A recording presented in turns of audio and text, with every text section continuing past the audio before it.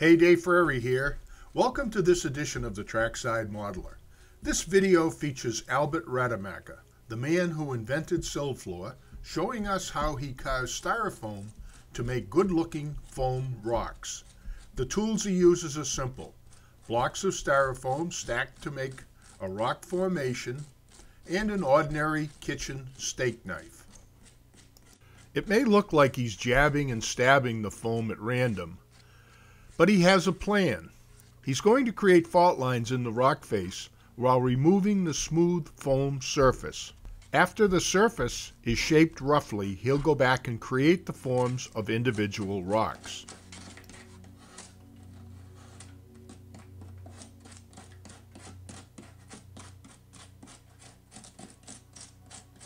First is the wall structure, and then you need a sandpaper.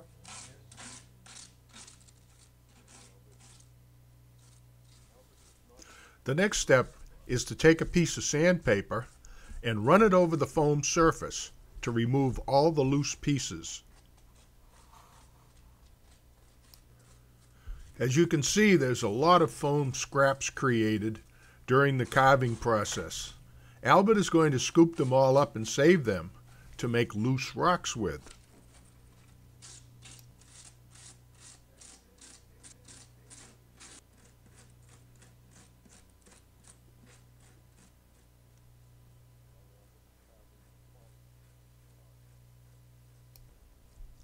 Now that he's carved the rough shapes he likes, Albert is going to refine the carving process and make individual rock faces.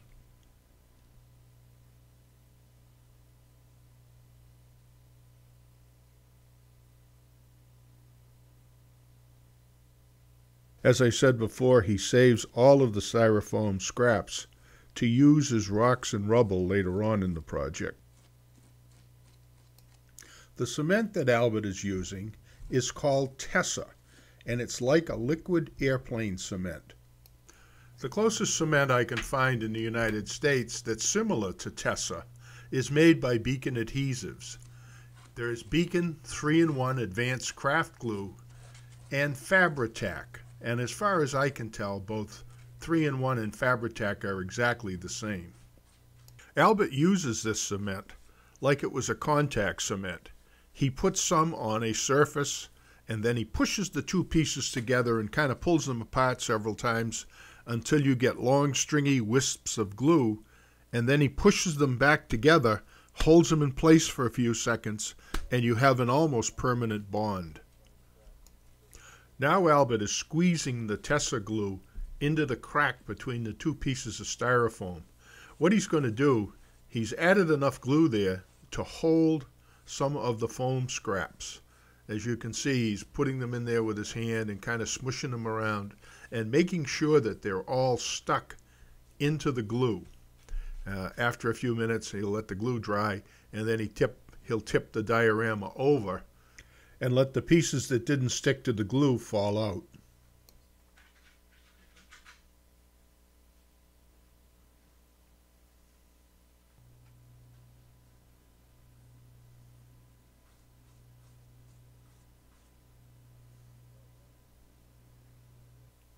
Now Albert takes a large nail file, which is nothing more than a stick with sandpaper on both sides of it, and he smooths out the land areas, the areas that are going to just be dirt.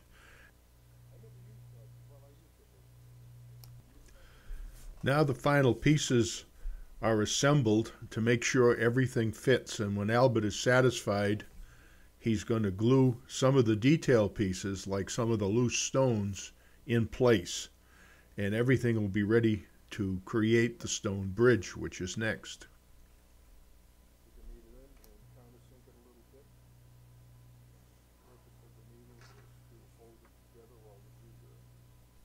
It may look like Albert's sanding the surface of the bridge, but he's not. He's actually using a piece of sandpaper to rough up the foam a little bit, so that when he carves his stone bridge in place, it will have some surface texture.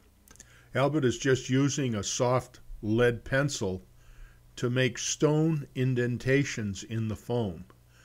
And you'll see he's actually just drawing a stone bridge onto the foam, but he's doing it with a little bit of force so that there's some texture on the surface of the stones. Here he's using the back of the pencil to add even more texture to the surface before he actually draws each stone in. And what he's doing, he's created an uneven surface, and you can see in the close-up how the back of the pencil has kind of scratched the foam and put indentations in it.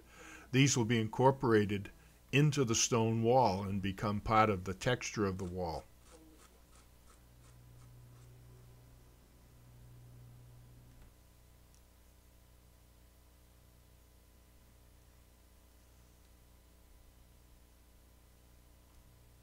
You'll notice an interesting thing. Albert is doing this all freehand. And when it comes time to draw the stones on the top of the wall, he's going to draw a line that's going to be pretty parallel. And then each individual stone is drawn in, as you can see here.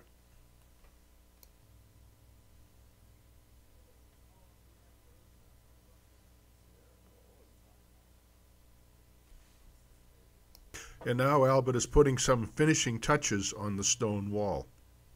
He's taking the pencil and just distressing random stones here and there.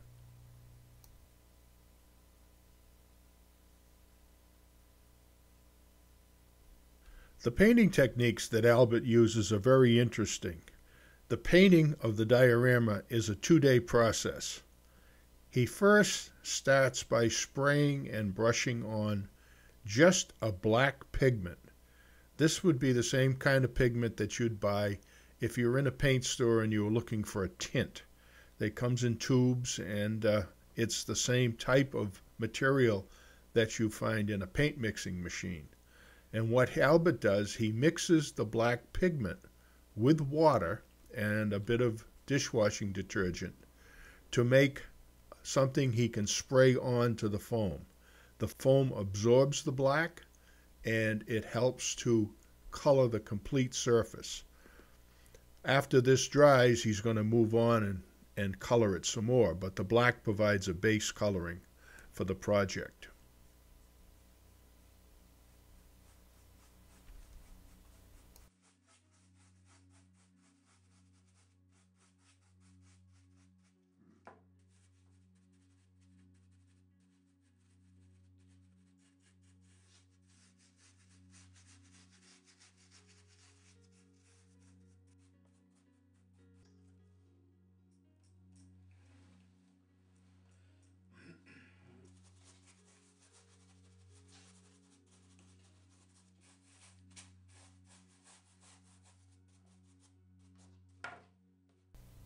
Here, Albert is using dilute white glue, and he's painting it on all of the flat surfaces of the diorama.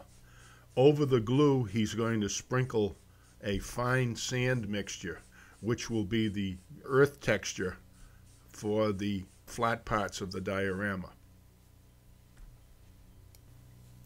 Now he's taken a little glue on a paintbrush, and he's just touching up a few areas where I think he missed when he was brushing it on the first time around.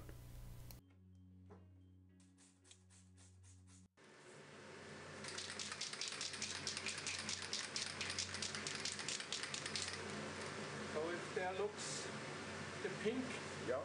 so can correct it.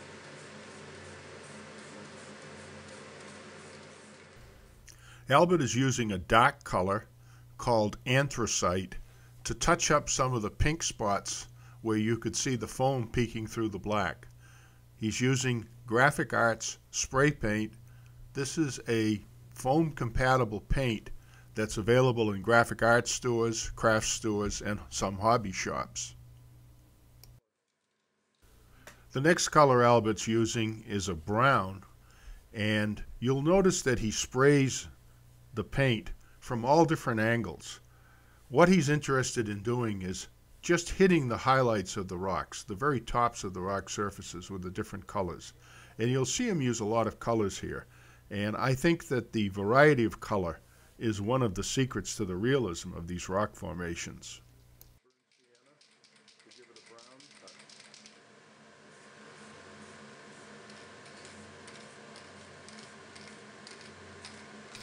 The next color that Albert is using is yellow. Now you may not think yellow is a good rock color, but when it's combined with the other paints that he's going to spray on here, it makes for very realistic results.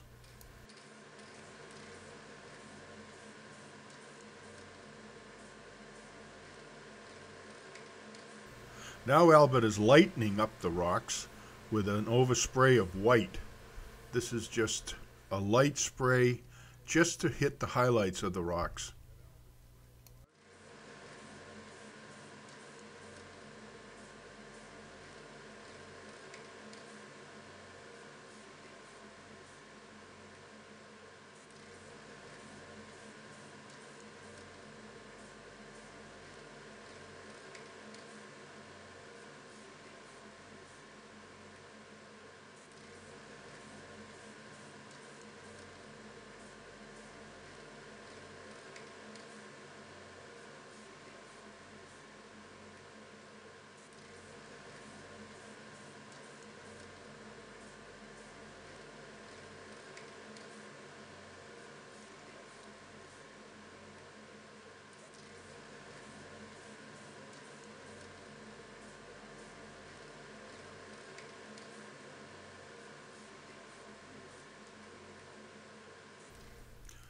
While the finishing touches are being applied here to the diorama, you'll notice that Albert is working over an industrial strength spray booth.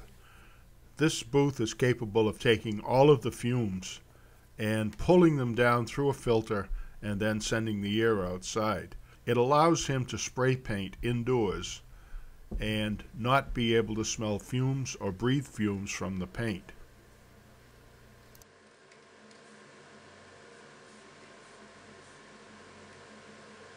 As a last step, the sections of the diorama are being assembled. You'll see Albert's using the liquid cement as a contact cement. He puts some on each surface and he pushes them together and gets everything in perfect alignment and then goes away and allows the cement to dry. Now all he needs to do after the glue dries is to add the greenery, to put the piece of track in, and his diorama will be finished. So that's it. That's how Albert makes pink styrofoam look like rocks. Thanks for watching. This is Dave Frary saying, see you later.